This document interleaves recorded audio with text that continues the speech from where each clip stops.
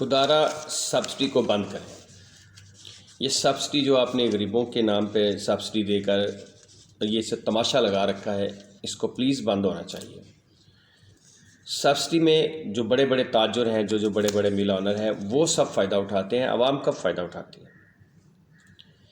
چند دن پہلے جناب رؤف کلاسرا صاحب کا ایک کالم میں پڑھ رہا تھا کہ وہ کالم اپنی جگہ بڑا لاجواب تھا، لیکن اس کالم کے چند الفاظ انتہائی خوبصورت تھے، اپنے قارئین سے بھی میں شیئر کرنا چاہوں گا کہ میرا حالات کی طرح خرابی میں کتنا ہاتھ ہے یا میں کتنا ٹھیک کر سکتا ہوں۔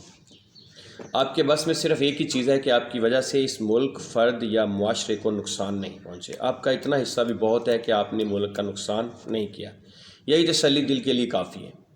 یہ چند لائنز انتہائی اہم اور سکون طلب ہیں۔ جو حالات اس وقت سیاسی حلقوں میں چل رہے ہیں، اس میں قوم کا کیا قصور ہے؟ قصوروار تو وہی ہیں جو حکمران یا پھر طاقتور ہیں، جو اپنے مفادات کے لیے مفاہمت کی پالیسی یا پھر جمہوری بن جاتے ہیں، یا پھر اپنی جھوٹ پر مبنی تقریروں کو سیاسی کہہ کر عدالتوں سے کیس معاف کروا لیتے ہیں۔ سپریم کورٹ کے بینچ کے خلاف کتنا طاقتور بیانیہ چلایا جا رہا ہے، فنڈز کا اجرا بھی کیا جا رہا ہے، اسی کو تو پاور کہتے ہیں۔ سیدھا سادہ معاملہ تھا، اتحادی جماعتوں نے پنجاب میں تحریک عدم اعتماد پیش کی تھی، جس میں ان کو کورٹ کے آرڈر کے بعد ناکامی کا سامنا ہوا۔ اتحادی جماعتیں پنجاب کی حکمرانی چاہتی ہیں تو یہی اچھا موقع ہے، الیکشن کروا دیں اور اپنی حکومت بنا لیں۔ ملک میں جمہوریت ہے، ملک کے بنتے ہی بینکوں نے 30 ارب سٹہ بازی سے لوٹے لیے۔ کام کمیٹی کی رپورٹ کو بھی ابھی پبلش نہیں کیا گیا۔ شوگر انڈسٹری میں موجود مافیا ڈیلروں کو کب پکڑیں گے؟ ٹنوں کے حساب سے چینی افغانستان بلیک میل کر رہے ہیں۔ حکومت میں بیٹھے افراد حکومتوں کو بلیک میل کر کے عوام کا استحصال کرتے ہیں، ٹنوں کے حساب سے گندم ذخیرہ کرتے ہیں۔ اداروں پر قبضہ، مافیا کا کنٹرول میں اضافہ ہو رہا ہے۔ جب بھی ملک میں سیاسی افراتفری ہوئی، طاقتور افراد نے عوام کو لوٹنا شروع کر دیا۔ تاریخ گواہ ہے کہ ایسی وارداتیں ہر دور میں ہوتی رہی ہیں۔ آئین کی عملداری کو یقینی بنانے والے بھی اختلافات سیاست کا شکار نظر آتے ہیں۔ پاکستان کے ابتدائی ایام میں بھی روٹی، کپڑا اور مکان جیسے مسائل تھے۔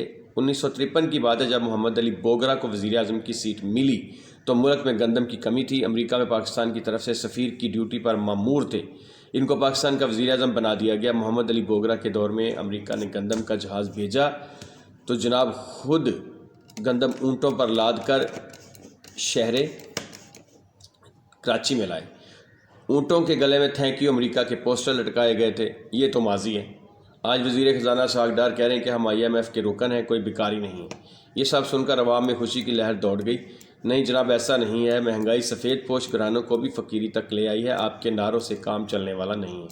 بحرانوں کا قصوروار عمران خان تھا، لیکن پھر یہ بھی سچ ہے کہ قابل ٹیم، تجربہ کار کابینہ اور وزیر خزانہ کے دعوے بھی بحرانوں کو کنٹرول کرنے میں ناکام ہو چکے ہیں۔ میاں شہباز شریف کے 18 گھنٹے کام کے دعوے ناکام ہو گئے ہیں۔ موجودہ حکومت کو 11 ماہ سے زیادہ عرصہ ہو چکا ہے۔ اسمبلی میں بل پاس کرنے میں کوئی رکاوٹ نہیں ہے۔ اپوزیشن لیڈر خاموش ہیں۔ مہنگائی اور عوام کی حمایت میں کوئی بیان نہیں، صرف اپنی حکومت کے لیے ہے۔ اسمبلی کے اجلاس میں سپریم کورٹ کے بینچ کے فیصلہ کو مسترد کر دیا گیا ہے۔ کوئی مخالف آواز اسمبلی میں نہیں سنی گئی۔ عوامی خدمات کو اپوزیشن کیسے روک سکتی ہے؟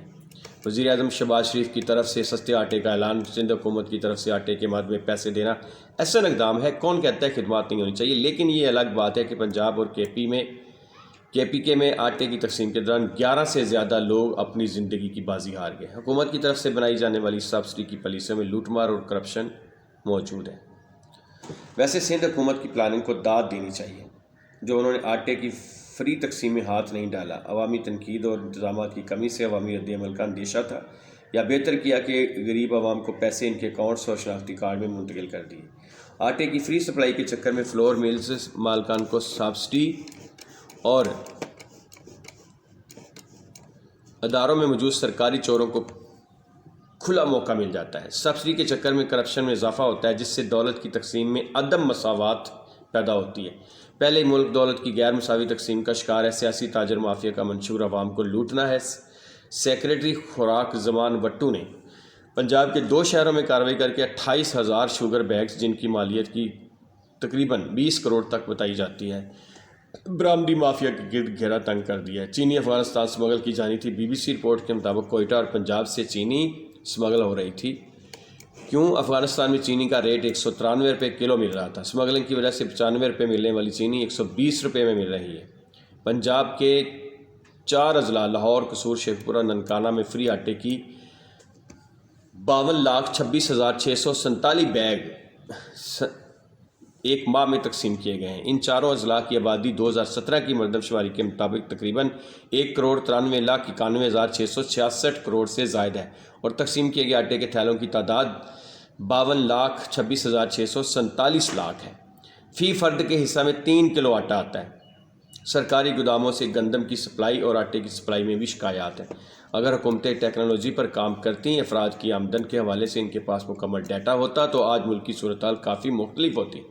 सब्सिडी की पॉलिसी को सबसे पहले बंद करना चाहिए। लूट मार करने वाले सियासी ताजरों की सब्सिडी वाली दुकान बंद होनी चाहिए। हुकूमत को अवामी खिदमात के लिए दूसरे तरीके इस्तेमाल करने चाहिए जिससे करप्शन, लूट मार में कमी होगी। लेकिन हुकूमत की तरजीहात अभी भी खिदमात नहीं बल्कि अपने इक़्तिदार को दवाम देना है और अपने इक़्तिदार को कायम रखना है। ताजरों को सब्सिडी और इलाकाई वडेरों में कंट्रोल रखना ज़रूरी है, इसलिए कि इनको वोट चाहिए। इस सोच ने तकसीम में इजाफा किया है। सियासी जमातें हुकूमत ख़त्म होने के बाद इस्टेब्लिशमेंट को तनकीद का निशाना बनाती हैं। इस तनकीद से साबित होता है कि सियासी जमातों को अपनी अवामी कारकर्दगी पर बिल्कुल यकीन नहीं है। हुकूमत में रहने के लिए इनको अदारों की ज़रूरत इसलिए होती है क्योंकि अवाम का अदारों पर पक्का यकीन है कि मुश्किल हालात में वो उनके मसीहा है। जब भी कभी सैलाब की आफत आती है या किसी तरह का भी इस तरह का काम होता है तो यही अदारे सबसे आगे होकर उनकी मुश्किलात को आसान करते हैं और उनकी खिदमत करते हैं। इसलिए अवाम को जितना मर्जी आप प्रोपेगेंडा कर लें फिर भी उन पर इस हवाले से तो एतमाद है।